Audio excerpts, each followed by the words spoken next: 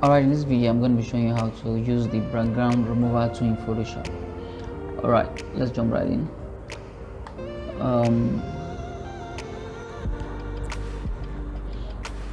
So the background remover tool is a tool that is very intelligent and helps you remove a particular color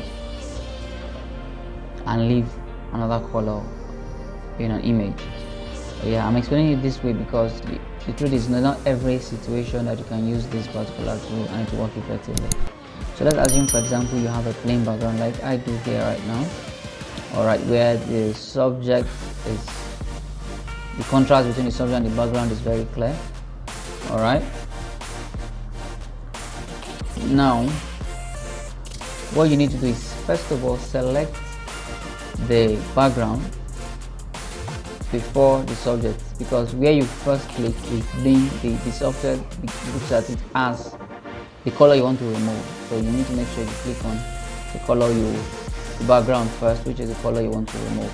Alright, okay, so I'm going to click on the yellow, and then now if I move in,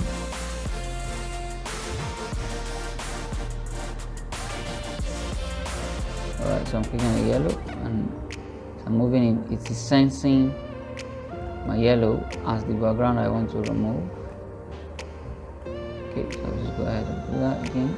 Alright, so here I can see it touched the skin. We might have to go and bring them back, or I can just do Ctrl Z and just try it again. So if I do this, it still touches the skin. Alright, so just remove the yellow, and from this side totally. I just want to pick a brush. Okay, yellow. Alright,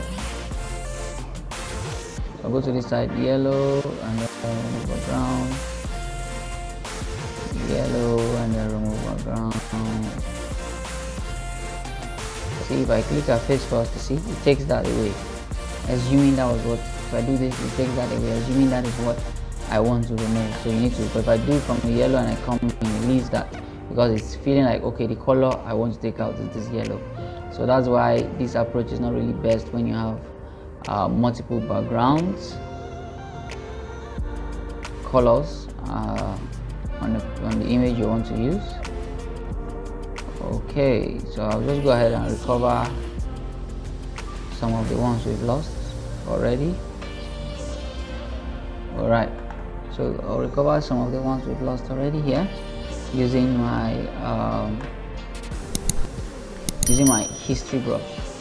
So just pick up my history brush, and you can use that to just bring back some of the parts we already lost.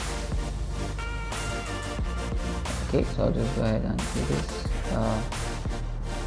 Okay, yeah, I think I like the way the brush is. Gently just do this so that you just recover it easily. So I'm not using I'm actually using the hardness of okay, around 100.